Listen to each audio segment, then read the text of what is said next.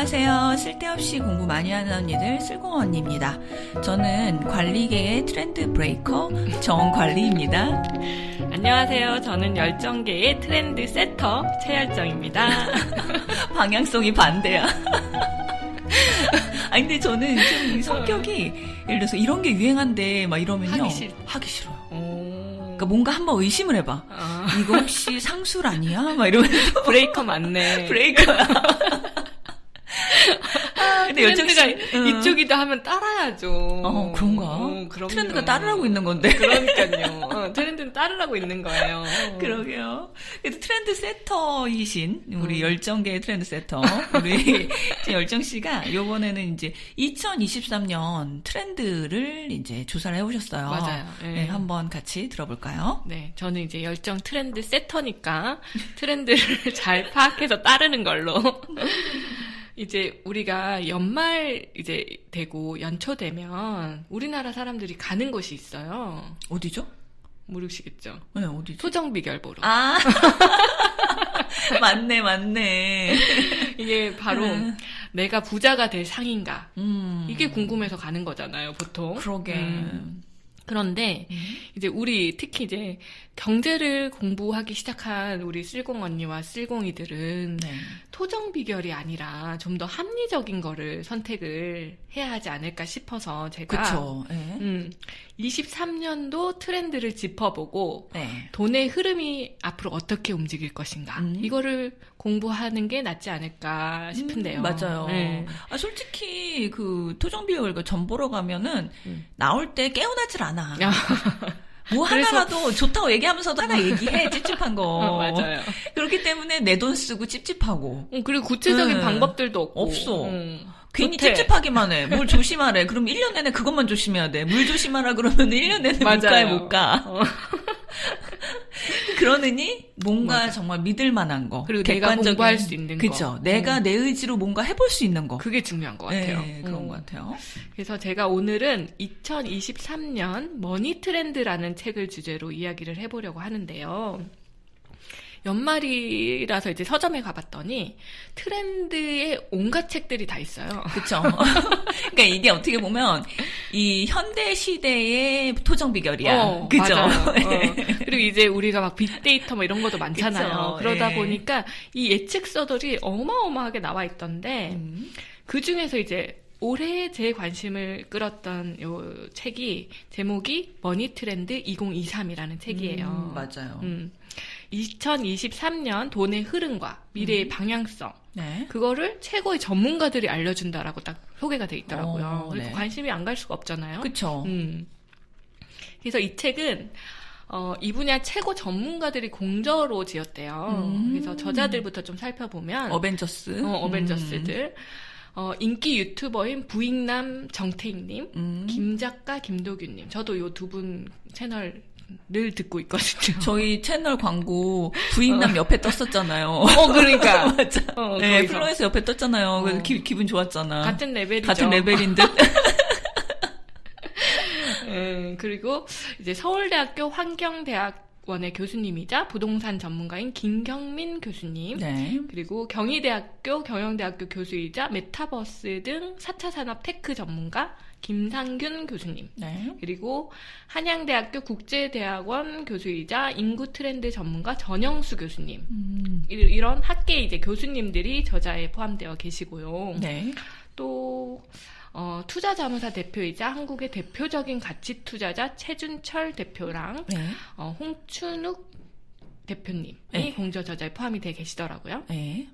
이 정도면 이제 대단한 사람들이잖아요. 네. 그러니까 이제 책에 대한 신뢰감이 좀 생기죠. 저자들부터 보면. 그래서 내년에 우리가 어떻게 부자가 될 수 있는지에 대해서 이분들의 어떤 경제 전망, 예측치를 한번 보도록 할게요. 네. 머니 트렌드 1장의 제목이 2023년 경제를 전망하다라는 내용이에요. 네. 우리가 쓸공 언니에서도 자주 얘기하잖아요. 거시경제 흐름을 모른 채 우리가 네. 자본주의 사회를 살아갈 수 없다. 맞아.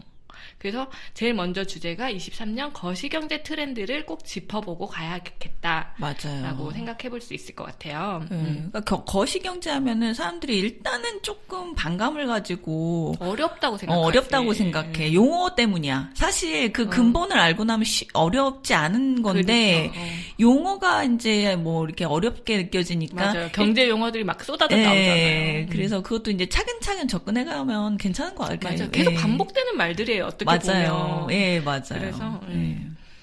그래서 제가 이 책만 읽은 게 아니라 사실 머니 트렌드 2023 오프라인 강의에도 사실 갔다 왔어요. 예. 네. 근데 여기서 공저 저자는 아닌데 네.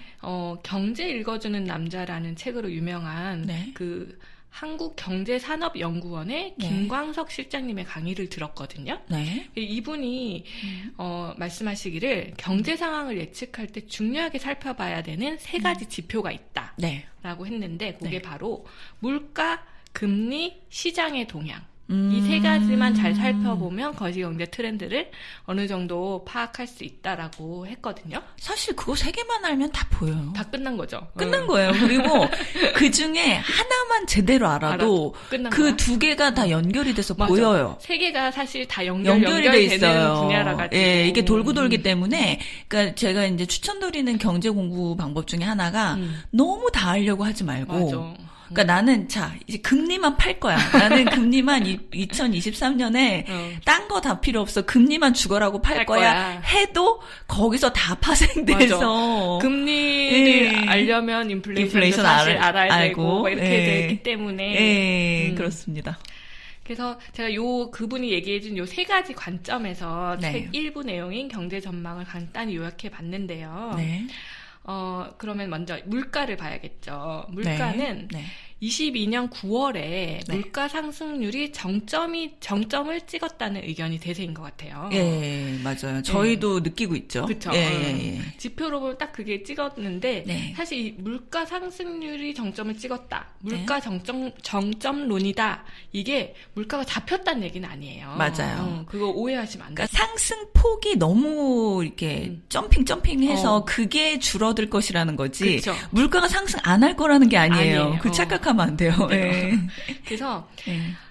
일단 현재의 긴축 정책으로 네. 물가 최고점은 이미 지났고 네. 앞으로 이게 어떻게 하락을 할 것인지 네. 그래서 목표 물가가 2%잖아요. 네.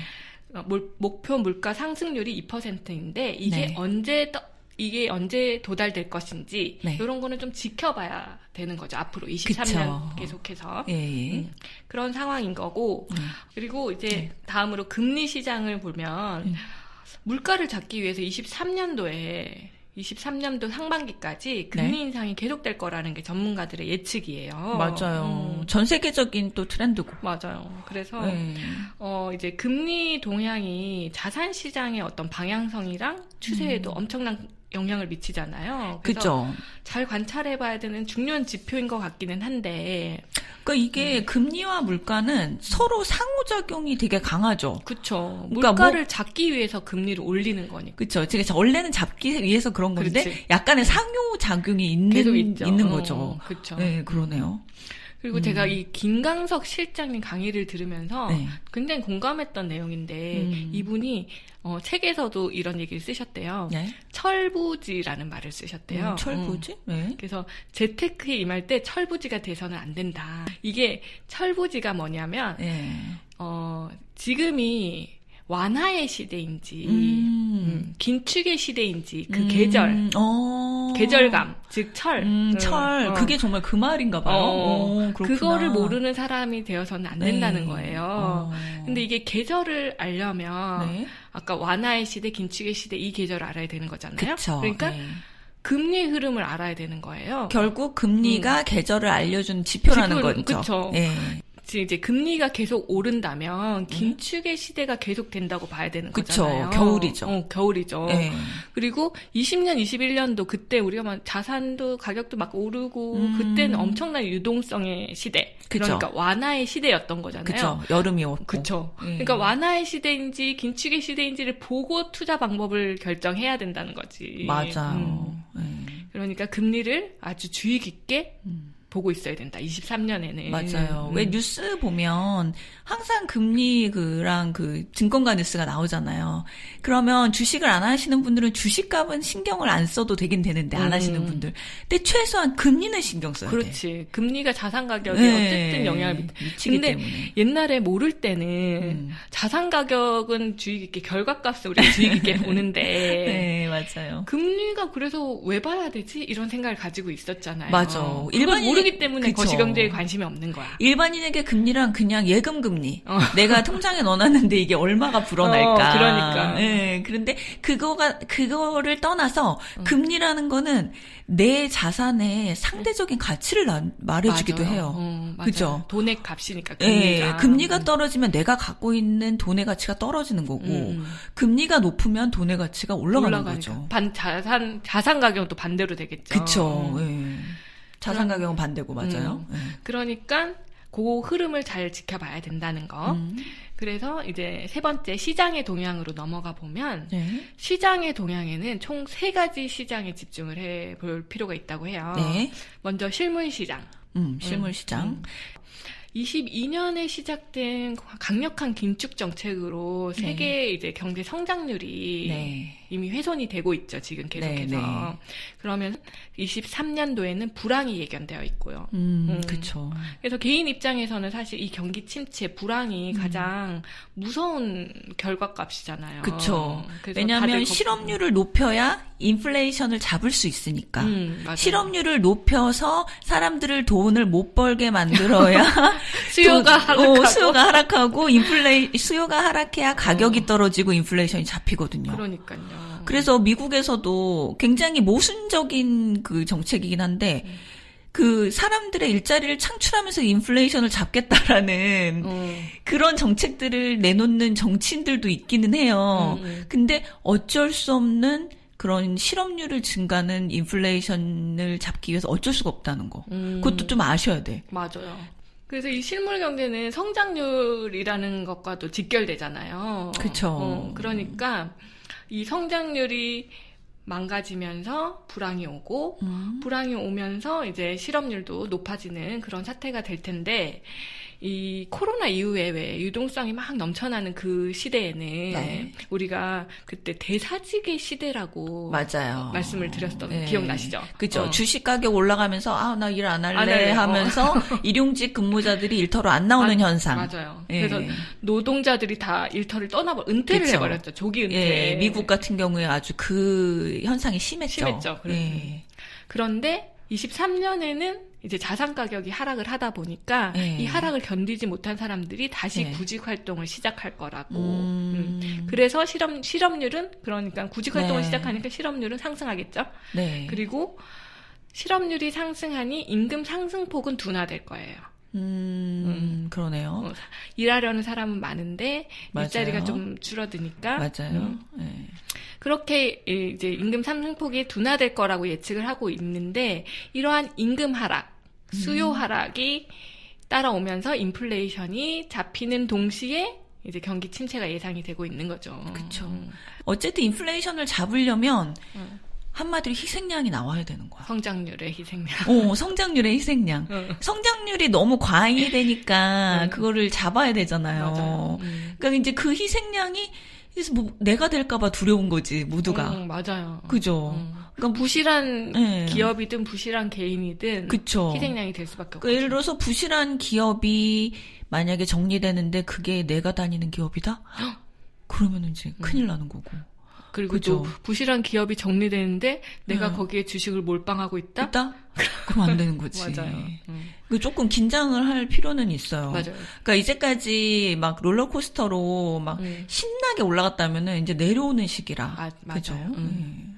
이제 다만 긍정적인 전망이 하나 있는 게 임금이 떨어지고 생산 비용이 줄어들면 이제 혁신적인 기업을 중심으로 이제 앞으로 이제 성장성이 굉장히 높은 기업들 그런 기업을 중심으로 다시금 투자가 이제 재개된다는 거죠.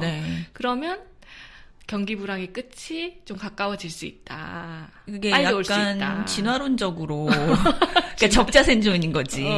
그렇죠. 부실 그쵸? 기업들은 정리가 사라지고. 되고 이제 네. 혁신 기업 중심으로 다시 이제 생산 비용들이 싸졌으니까 그쵸. 예. 투자가 다시 시작될 수 있다. 그쵸. 오히려 이 불황을 오히려 이 계기로 삼아서 정말 실력이 탄탄하고 원천 기술이 좋고 예, 그런 기업들은 되려 큰 성장의 기회가 될 수 있다는 말씀이네요. 개인도 똑같네요. 개인도 똑같네. 현금을 가지고 있거나. 그치. 아니면 뭐 능력이 있거나. 그러니까 그죠. 현금을 남다른 예. 창출 능력이 계속되거나. 아니면 그런 사람들은 지금 이 저평가된 어떤 투자 자산들을 사서 예. 한 레벨 업그레이드 할 수 있는 그렇죠. 그런 시기네요. 예, 그런 시기죠.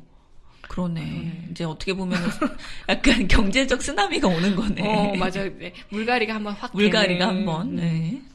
그리고 이제 두 번째 시장이 자산 시장인데 네. 원자재의 경우에는 뭐 원유라든가 정말 밀, 뭐 이런. 밀. 뭔가 이 전 세계 사람들이 약간 생활 속에서 계속 쓰고 있는 것들. 그런 그죠? 원자재. 예, 뭐 철이라든지 구리. 그죠? 구리. 그죠? 알루미늄 뭐 이런 거. 예.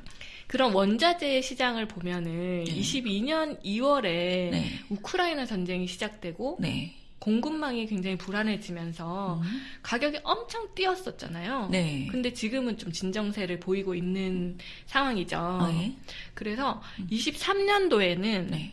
전쟁이 사실 어떻게 될지는 아무도 예측을 할 수는 없어요. 언제 네. 끝날지 아무도 모르는 거잖아요. 네. 근데 책에서 예상하기로는 전쟁의 지속 여부와는 상관없이 이 원자재 시장이 안정화될 가능성이 높다고 얘기하고 있거든요.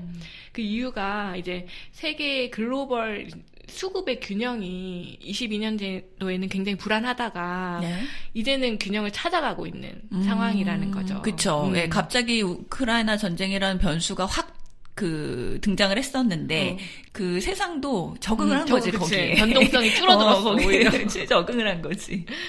그래서 원자재 시장을 보면 어느 정도 균형이 찾아가서 더 이상의 어떤 갑자기 확 가격이 뛴다거나 네. 이런 일은 좀 발생 가능성이 낮다. 다른 어떤 요인, 뭐 전쟁과 같은 진짜 예상치 못한 요인이 발생하지 않는 한은 그렇게 얘기하고 있는 것 같고. 그리고 이제 제가 조금 첨언을 하자면 그 월가의 시선은 어떠냐면 지금 아까 말씀하신 것처럼 원자재가 좀 안정됐잖아요. 하락은 안 했잖아요. 안 했죠. 그죠? 그래서 다른 자산보다 상대적으로 안전한 자산이라는 거예요. 2023년에. 원자재가. 왜냐하면 어쨌든 물가는 올라갈 건데 물가 오른다는 게 원자재 가격 오른다는 거잖아요. 그쵸. 그죠? 똑같은 말이잖아요. 그죠? 밀값 오른다, 원자재값 오른다 맞아요, 이거잖아요. 맞아요. 그래서 그나마 조금 안전한 투자 자산이라고 원자재를 보는 시선이 있더라고요. 그러네. 예. 하락하진 않을 거다니까. 그래서 저도 어디서 봤는데 뭐 워렌 버핏도 원유 회사 그쵸. 이런 데 주식을 지금 사고 있다고. 원자재, 에너지 회사들. 맞아요. 그런 거 본 것 같아요. 예. 그 다음 시간에 지금 석유 얘기하셔서 사우디 얘기 좀 할 건데 그거하고 또 관련돼서 할 좋아요, 얘기가 좋아요. 있습니다. 예. 그리고 이제 시장 중에 이제 주식과 부동산 시장을 빼놓을 수가 없죠. 자산 시장. 그쵸. 우리나라 사람이 제일 관심 많은 시장, 부동산 시장. 그래서 인플레이션이 막 가시화되면서 22년 초부터 이 자산 그 주식과 부동산 시장은 굉장히 하락했어요. 그쵸. 다들 지금 너무 속상한 상황이잖아요. 네. 그리고 그 빌라왕 지금 2명 죽었잖아요. 진짜?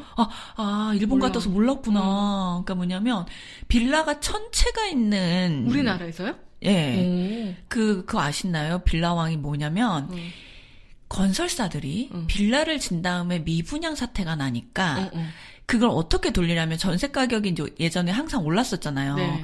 그러니까 가짜 사람을 하나 딱 바지 사장을 하나 만들어서 그 사람을 소유를 1000채를 다 줘요.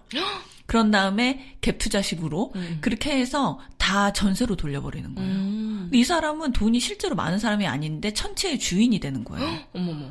빌라 1000채 왕 그 사람이 남자분이었는데 암으로 얼마 전에 죽었어요. 그래서 그런가 보다 그냥 암이었나 보다라고 생각했는데 어제 27살짜리 여자 빌라왕이 또 죽었어요. 이거 진짜 무섭지 않아요? 누가 타살의 가능성도 있는 거잖아요. 그러네. 그러니까 이게 지금 부동산 가격이 내려가면서 같이 이제 그 전세금 보증금 전체를 갚을 수가 없을 거 아니에요. 그러니까, 기업에서도 뭐 어디서든. 그러니까 이런 사건들이 일어나고 있어요. 진짜. 그러게. 너무 무섭다. 그래서 그 여자 그 사망한 빌라 여왕 집에 가봤더니 되게 허름한 빌라예요. 진짜 바지 사장이구나. 네, 바지 사장이에요. 그러니까 이게 그분은 어떻게 그 바지 사장이 됐는지는 모르겠지만 무리한 투자는 진짜 금물이야. 이 변동성이 있는 시장에서는. 그래서 2022년 하반기에 이렇게 부동산이 침체되면서 맞아요. 이런 사건들이 이제 나오기 시작하는 거예요. 그러네요. 근데 더 안 좋은 소식은 23년에도 상승으로 추세 반전이 어려울 거라는 게 전문가들의 예측이에요. 김치기 시대가 어쨌든 계속될 거라고 했잖아요. 23년까지는. 그러니까. 그거 어떡해요. 세입자들 진짜. 죄 없는 이 세입자들 무슨 죄입니까? 보증금 반환이 안 되는 거잖아요. 그쵸? 그쵸. 더군다나 죽었으니 이 빌라 소유권을 누가 상속하지 않는 한, 유족이 상속하지 않는 한 갚아줄 사람이 없어요. 그쵸. 경매로 다 넘어가거나 아니면 본인들이 사는 수밖에 없겠죠. 그쵸. 본인들이 사거나. 정말. 안타깝네요. 그래서 이제 더 궁금하시잖아. 이 자산 시장은 주식과 부동산. 요거는 2장과 3장에 좀 더 구체적으로 나오니까 그때 말씀을 드리고요. 마지막으로 외환 시장. 외환 시장은 이 외환 시장이 제일 관심 없으실 텐데 어떻게 보면 어떻게 보면 나 왠지 안 나갈 건데 이거 환전 안 할 건데 이 거시 경제를 보는데 빼놓아선 안 되는 시장이야. 외환 시장이 신호탄이에요. 근데 외환 시장이 어려워요. 하긴 그렇죠. $1 환율이니 뭐 이런 거를 조금만 생각하면 이게 올랐다는 얘기야, 그렇죠. 이래서 어려워요. 그렇죠. 그래서 일단은 외환 시장 접근할 때는 일단 달러가 너무 강세다. 너무 강세가 오래된다. 위험한 거예요. 맞아. 그죠. 그것만 조금 유념하시고 너무 이렇게 논외로 하시지 마시라는 거. 맞아요. 그래서 22년도에 그 위험한 시기, 킹달러의 시기가 있었어요. 우리가 그때 막 1,500원까지 가냐 그쵸. 마냐 막 1,500원 찍었었잖아요. 얘기 있었잖아요. 근데 이제 22년도에 있었던 이 킹달러 시대의 원인이 바로 미국이 다른 나라들에 비해서 선제적으로 그리고 공격적으로 금리를 올려서 맞아요. 달러가 이제 미국으로 다 쏠리면서 포기 현상이 발생하고 그러면서 전 세계에서 이제 킹 달러 현상이 생긴 거죠. 그렇죠. 우리 그 달러 밀물 썰물 에피소드 들으시면 맞아요. 이제 또 이해 가시죠. 그러니까 이게 금리랑 다 연결된 거야. 맞아요. 어떻게 보면은 정말로. 그러니까 미국에서 돈이 마르면 우리나라는 이제 가뭄이 오는 거예요. 맞아. 진짜. 그래서 그럼 23년은 어떻게 될 건가? 이제 세계 경기 이제 불황이 예상이 되고 있잖아요. 그러면은 이 킹달러일 경우에는 개발국 도상국들이 가장 큰 영향을 받잖아요. 그렇죠. 그래서 이 개발도상국들이 어려움을 겪는 스필오버 현상이라고 하더라고요. 이 현상과 개발도상국들이 이제 근데 무역의 대상자잖아요. 미국 입장에서는. 그래서 미국 입장에서는 이 어려움이 다시금 미국 경제에 부정적인 영향을 미치는 스필백 현상. 이거를 걱정을 하면서 미국은 이제 금리 인상 속도를 어느 정도 조정할 거라는 게 전문가들의 예측이고.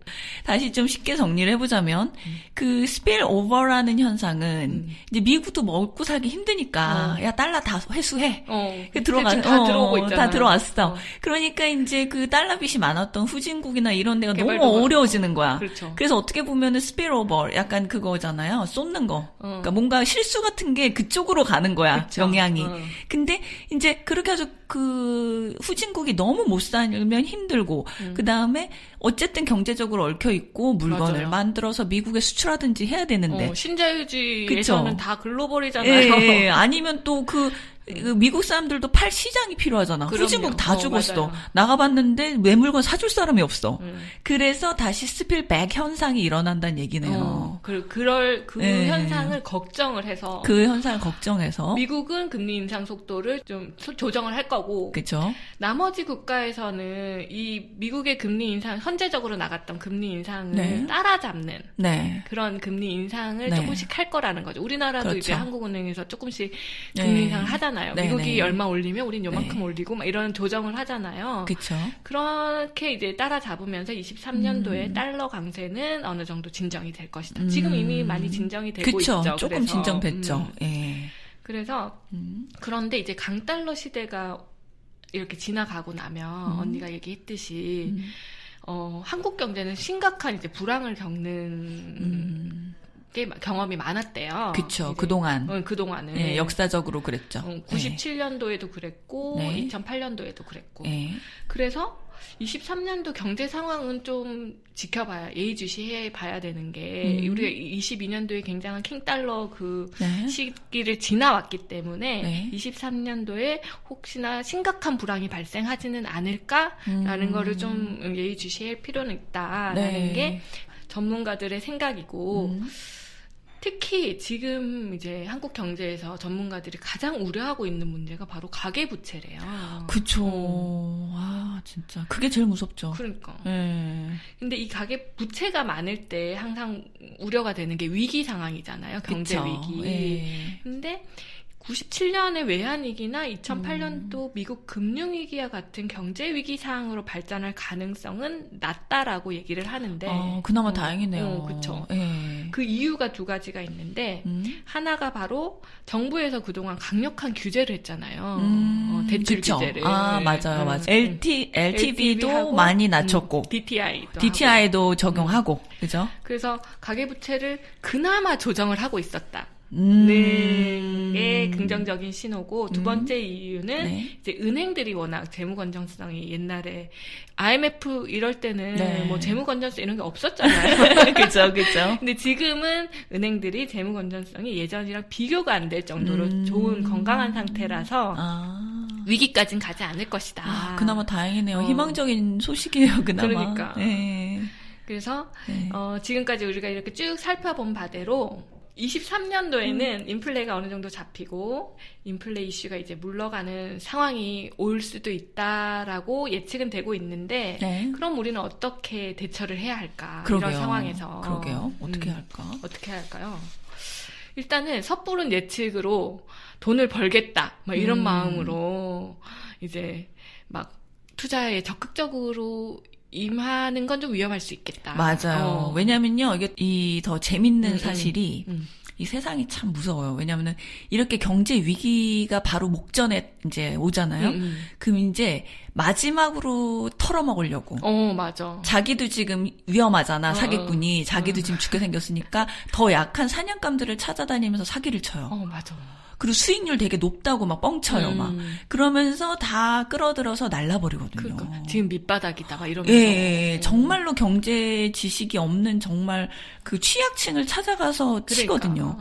그러면서 이때가 진짜 되게 중요해요. 중요해요. 그래서 그 높은 고소득, 고수익 보장에 절대 현혹되면 안 됩니다, 진짜. 안 돼요, 맞아. 특히나 사금융의 그런 사채라든지. 안 돼. 예, 그런 거는 절대 안 돼요, 맞아요. 진짜. 예. 그러니까 욕심을 조금 내려놓을 필요가 있는 시기인 것 같아요. 맞아요. 그래서 그렇게 돈을 벌겠다 이런 욕심보다는 지금 공부나 좀 하면서 지금 상황이 어떤지 앞으로의 상황이 어떻게 되느냐에 따라서 나는 이러한 대처를 하겠다. 맞아요.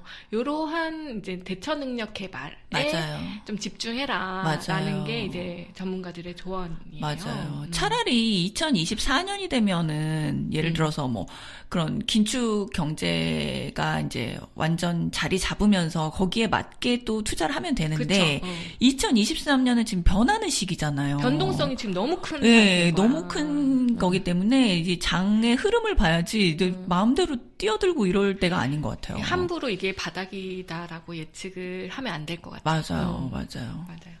그래서 여기까지가 이제 거시경제에 네. 대한 예측이라서 네. 1부는 여기까지 할까요? 네, 그럴까요? 네, 그럼 2부에 다시 돌아오겠습니다.